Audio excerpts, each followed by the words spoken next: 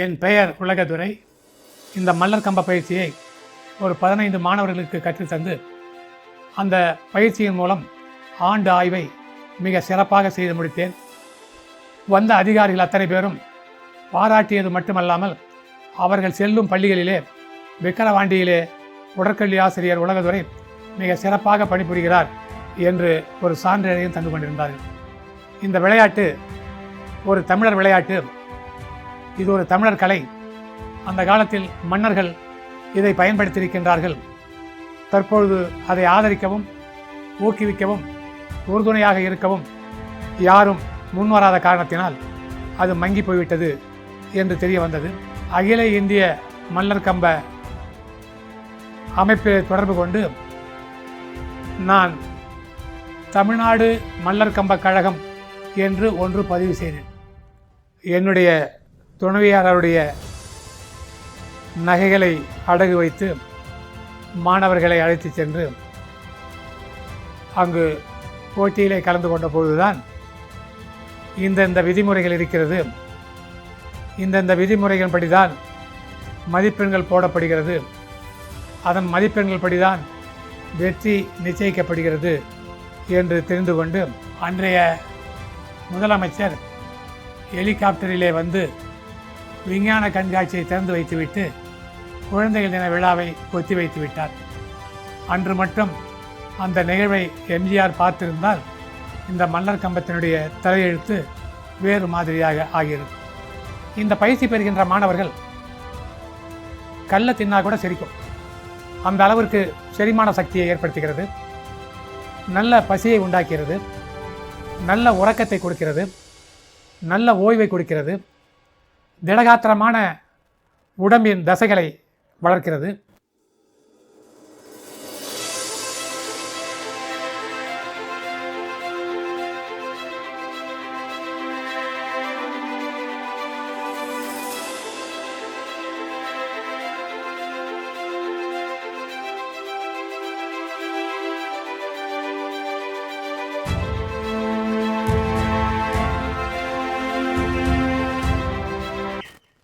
அனைவருக்கும் வணக்கம். என் பெயர் உலகதுரை. நான் திருக்கோவிலூர் அரசு உயர்நிலைப் பள்ளியில் படித்தேன். என் தந்தையின் பெயர் உலகநாதன், தாயாரின் பெயர் அலமேலம்மாள். என்னுடன் பிறந்தவர்கள் 3 ஆண்கள் 2 பெண்கள். அரசு உயர்நிலைப் பள்ளியிலே 10ஆம் வகுப்பு வரை படித்துவிட்டு படிக்கும்பொழுதே விளையாட்டுத் துறையில் ஆர்வம் அதிகம் இருந்த காரணத்தால் நான் 10ஆம் வகுப்பு முடித்தவுடன் கோயம்புத்தூர் ராமகிருஷ்ணா மிஷின் மாருதி உடற்கல்வி கல்லூரியிலே 1959 பயிற்சிக்கு சேர்ந்தேன். ஓராண்டு கல்லூரி படிப்பு முடித்து மீண்டும் தேர்வு எழுதிவிட்டு என்னுடைய சொந்த ஊர் வந்தேன். 1960 ஆகஸ்ட் 13 எனக்கு பிரம்மகுண்டம் என்ற ஊரில் உயர்நிலைப் பள்ளியில் உடற்கல்வி ஆசிரியராக பணி நியந்திரம் செய்தார்கள். 1960 நான் பிரம்மகுண்டம் பள்ளியிலே உடற்கல்வி ஆசிரியராக பணிபுரிந்தேன். அதிலிருந்து 1999 வரை உடற்கல்வி ஆசிரியராகவே பணிபுரிந்து ஓய்வு பெற்றேன். ஒரு 39 ஆண்டுகள் இந்த உடற்கல்வித்துறையிலே பணிபுரிந்தேன்.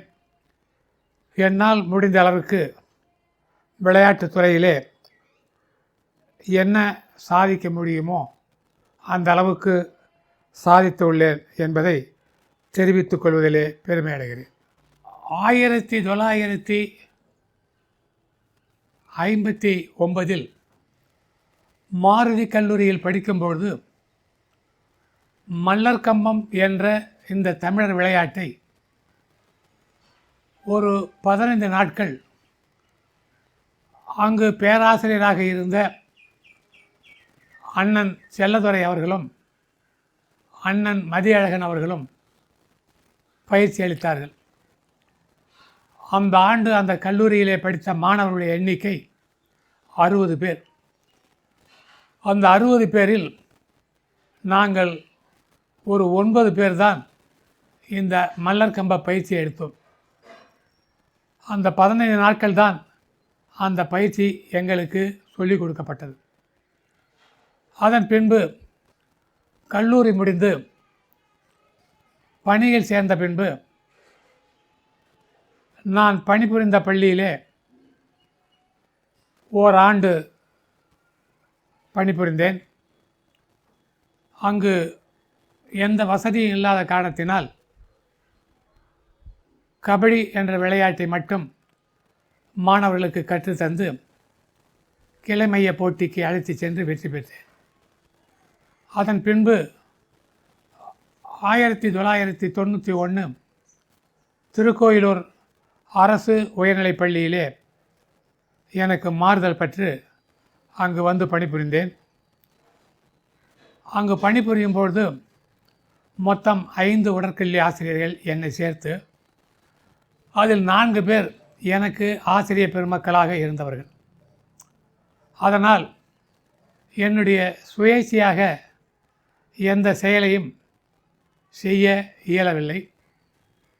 அதன் பின்பு 1967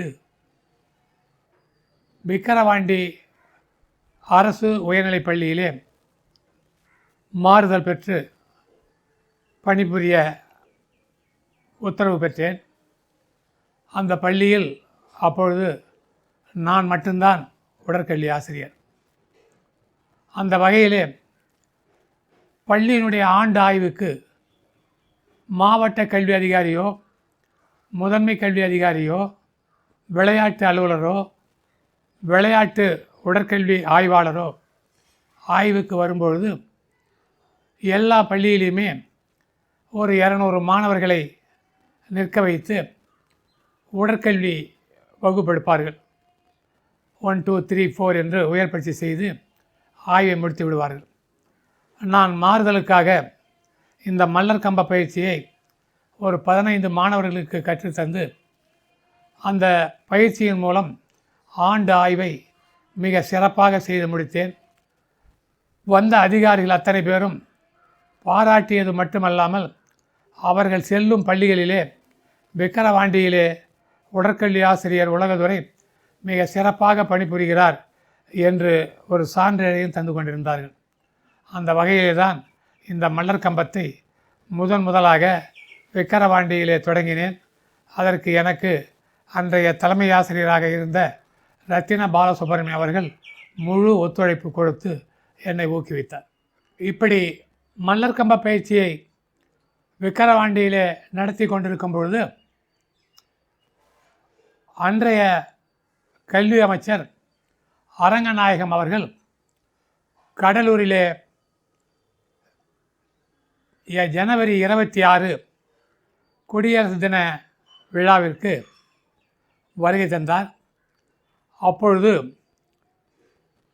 4 பள்ளியினுடைய கலை நிகழ்ச்சிகள் நடைபெற வாய்ப்பளிக்கப்பட்டது. 1 சென்ட் ஜோஸ் பள்ளி, 2 காதுகேளாளர் பள்ளி, 3 சீர்திருத்த பள்ளி, 4 விக்கிரவாண்டி பள்ளி. இந்த 3 பள்ளிகளிலிருந்து கிட்டத்தட்ட 500-600 மாணவர்கள் பங்கேற்கின்ற நிகழ்ச்சி நடந்தது. ஆனால் விக்கிரவாண்டி பள்ளியிலிருந்து ஒரு 20 மாணவர்கள் பங்கேற்கின்ற அந்த மல்லர் கம்பம் நடத்தப்பட்டது. அன்றைய மாவட்ட ஆட்சியர் பாங்கோ, கல்வி அமைச்சர் அரங்கநாயகம், அன்றைய பாராளுமன்ற உறுப்பினர் வெங்கடேசன், எம்எல்சி ஜெயச்சந்திரன் ஆகியோர் முன்னிலையிலே அந்த நிகழ்வுகள் நடத்தப்பட்டு பார்வையாளர்களுடைய கவனத்தை ஈர்த்து பாராட்டும்படியான ஒரு நிகழ்வாக நடந்தது. அதன் பின்புதான் இந்த விளையாட்டு ஒரு தமிழர் விளையாட்டு, இது ஒரு தமிழர் கலை. அந்த காலத்தில் மன்னர்கள் இதை பயன்படுத்தியிருக்கின்றார்கள். தற்பொழுது அதை ஆதரிக்கவும் ஊக்குவிக்கவும் உறுதுணையாக இருக்கவும் யாரும் முன்வராத காரணத்தினால் அது மங்கி போய்விட்டது என்று தெரிய வந்தது. சென்னையிலிருந்து டாக்டர் நவராஜ் செல்லையா விளையாட்டு களஞ்சியம் என்ற ஒரு பத்திரிகையில் இந்த மல்லர் கம்ப விளையாட்டை பற்றி எனக்கு தெரிவித்திருந்தார். இந்த மல்லர் கம்ப விளையாட்டு அகில இந்திய ரீதியில் ஒரு அமைப்பு இருக்கிறது, அதன் மூலம் நீங்கள் தொடர்பு கொள்ளுங்கள் என்று எனக்கு ஒரு அறிவுறுத்தல் செய்தார். அதன் மூலம் அகில இந்திய மல்லர் கம்ப அமைப்பில் தொடர்பு கொண்டு நான் தமிழ்நாடு மல்லர் கம்ப கழகம் என்று ஒன்று பதிவு செய்தேன். பதிவு செய்யும்பொழுது அதனுடைய விதிமுறைகள் என்ன என்று எனக்கு சரியாக தெரியாது. இருப்பினும் மல்லர் கம்பம் என்ற அமைப்பை பதிவு செய்து முதலாக விழுப்புரத்திலிருந்து ஒரு 30 மாணவர்களை அழைத்து கொண்டு மகாராஷ்டிரா மாநிலத்திலே நடைபெறுகின்ற அகில இந்திய மல்லர் கம்ப போட்டிக்கு சென்றேன். அப்பொழுது எங்களுக்கு எந்தவித ரயில்வே சலுகையும் இல்லை. என்னுடைய துணைவியாளருடைய நகைகளை அடகு வைத்து மாணவர்களை அழைத்து சென்று அங்கு போட்டியிலே கலந்து கொண்ட பொழுதுதான் இந்தந்த விதிமுறைகள் இருக்கிறது, இந்தந்த விதிமுறைகள் படிதான் மதிப்பெண்கள் போடப்படுகிறது, அதன் மதிப்பெண்கள் படிதான் வெற்றி நிச்சயிக்கப்படுகிறது என்று தெரிந்து கொண்டு ஒரு 10 ஆண்டுகளாக நாங்கள் அந்த போட்டிக்கு பங்கு பெற்றோமே தவிர பரிசு பெறவில்லை. இருப்பினும் விடாமுயற்சியின் காரணமாக விழுப்புரத்தில் என்னை விரும்புகின்றவர்கள், என்னுடைய வளர்ச்சியிலே அக்கறை உள்ளவர்கள், சுழற் சங்கத்தினர், அரிமா சங்கத்தினர், சட்டமன்ற உறுப்பினர்கள் பழனியப்பன், செல்லப்பா, கல்வித்துறையைச் சேர்ந்த இஎஸ் சாமி கண்ணாட்டார், வழக்கறிஞர் நீலமேகவண்ணன், சுழற்சங்கத்தைச் சேர்ந்த சாய்ராம், இப்பேற்பட்டவர்கள் சற்று உதவி செய்ய ஆரம்பித்தார்கள். அதன் பின்பு சில உபகரணங்களை வாங்கி நாங்கள் பயிற்சி பெற்றோம். நாங்கள் பயிற்சி பெறுவதற்கு முன்பு சாக்கிலே வைக்கலை துருத்து அதை மெத்தையாக பயன்படுத்தி தான் பெற்றோம். அதன் பின்புதான் மெத்தை வாங்கப்பட்டு சில பயிற்சிகளை பெற்றோம். அதன் பின்பு இந்த மல்லர் கம்பம் சற்று வளர்ச்சி அடைந்தது. அந்த வளர்ச்சிக்கு முழு காரணம் விளையாட்டு களஞ்சியம் என்ற பத்திரிகை அதை நன்றாக பிரசுரித்து அதனுடைய வளர்ச்சியிலே அக்கறை கொண்டு டாக்டர் நவராஜ் செல்லையா அவர்களும் அவருடைய மருமகன் ஆதம் சாக்ரட்டிஸ் அவர்களும் மிக சிறப்பாக அதை விளம்பரப்படுத்தியிருந்தார்கள். அந்த வகையிலே மல்லர் கம்பம் ஓரளவுக்கு தென்னார்காடு மாவட்ட அளவிலே அனைவருக்கும் தெரிய ஆரம்பித்து அன்றைய முதலமைச்சராக இருந்த எம்ஜிஆர் குழந்தைகள் தின விழாவை ஒவ்வொரு ஆண்டும் சென்னையிலே கொண்டாடுவதை விட ஒவ்வொரு ஆண்டும் ஒவ்வொரு மாவட்டத்திலே கொண்டாடுவதாக ஒரு ஆணையிட்டார். அந்த வகையிலே அந்த ஆண்டு கோயம்புத்தூரிலே நடைபெற இருந்தது. அதற்கு பார்வையாளராக வந்த கல்வி அமைச்சர் அரங்கநாயகம் மல்லர் கம்பம் என்ற இந்த விளையாட்டை கோயம்புத்தூர் குடியரசு குழந்தைகள் தின விழாவிலே பங்கு பெற ஆவணம் செய்தார். நாங்களும் அந்த ஆண்டு 14ஆம் தேதி கோயம்புத்தூரில் நடைபெறுகின்ற விழாவிற்கு 11ஆம் தேதியே விழுப்புரத்திலிருந்து கிளம்பி கோயம்புத்தூர் சென்றோம். 2 நாட்கள் அங்கு ஒத்திகை நடைபெற்றது. எங்களுடைய துரதிர்ஷ்டம் 13ஆம் தேதி மாலை பிடித்த மழை 15ஆம் தேதி வரை ஓயாமல் பெய்த காரணத்தினால் அன்றைய முதலமைச்சர் ஹெலிகாப்டரிலே வந்து விஞ்ஞான கண்காட்சியை திறந்து வைத்துவிட்டு குழந்தைகள் தின விழாவை ஒத்தி வைத்து விட்டார். அன்று மட்டும் அந்த நிகழ்வை எம்ஜிஆர் பார்த்திருந்தால் இந்த மல்லர் கம்பத்தினுடைய தலையெழுத்து வேறு மாதிரியாக ஆகியிருக்கும். மல்லர் கம்பம் என்ற இந்த விளையாட்டு 3 விளையாட்டுகளை உள்ளடக்கியது. ஒன்று ஜிம்னாஸ்டிக், 2வது ஆசனா, 3வது மல்லர் கம்பம். இந்த மல்லர் கம்பத்தில் விளக்கெண்ணெய், ஆட்டு கொழுப்பு, வெண்ணெய் போன்ற திரவங்களை தடவி பயிற்சி பெறுவார்கள். இந்த பயிற்சியில் ஒரு குறிப்பிட்ட நேரத்தில் குறிப்பிட்ட ஆசனங்களை அந்த மரத்திலே செய்து முடிக்க வேண்டும். அதில் ஏறுகின்ற முறை, செய்து முடித்த பின் கீழே இறங்கி நிற்கின்ற முறை, இவைகளுக்கெல்லாம் மதிப்பெண் உண்டு. இதை மாணவர்கள் ஆரம்பத்திலே ஏழை மாணவர்கள்தான் கொஞ்சம் துணிந்து கற்க வந்தார்கள். ஏனென்றால் இது பார்ப்பதற்கு கொஞ்சம் அச்சப்படக்கூடிய விளையாட்டு, பயப்படக்கூடிய விளையாட்டு, ஏதாவது விபரீதங்கள் ஆகிவிடுமோ என்று நினைக்கக்கூடிய விளையாட்டு. ஆனால் அதை நாம் முறையாக லாவகமாக செய்வோமானால் மிக சிறப்பாக இருக்கும். அந்த வகையிலே இப்பொழுது மாணவர்கள் மிக அதிகமாக பங்கு பெறுகின்றார்கள்.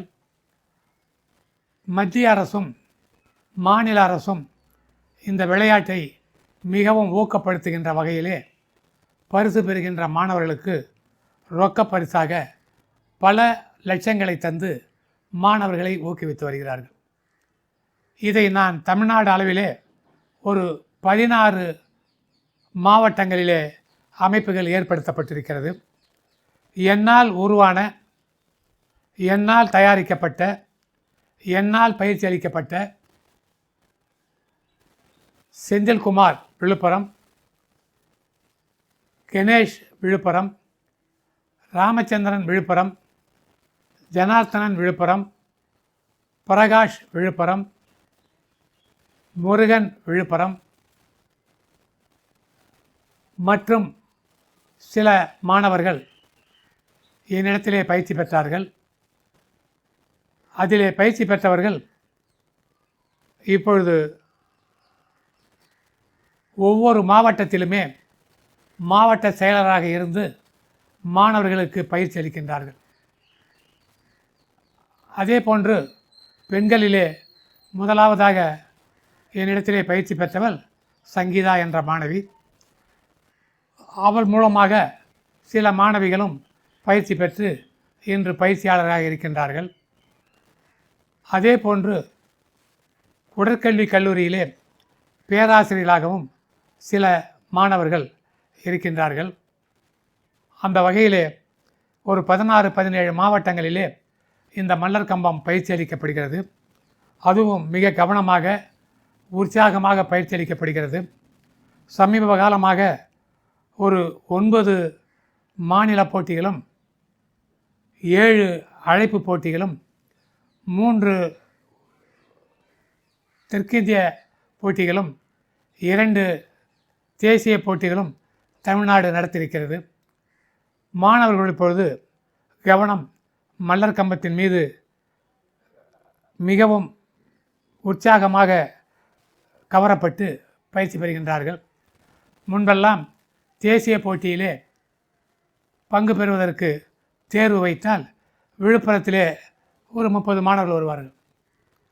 ஆனால் இப்பொழுது தேசிய போட்டி தேர்வு என்றால் கிட்டத்தட்ட ஒரு 400 மாணவர்கள் தேர்வுக்கு வருகின்ற நிலை ஏற்பட்டிருக்கிறது.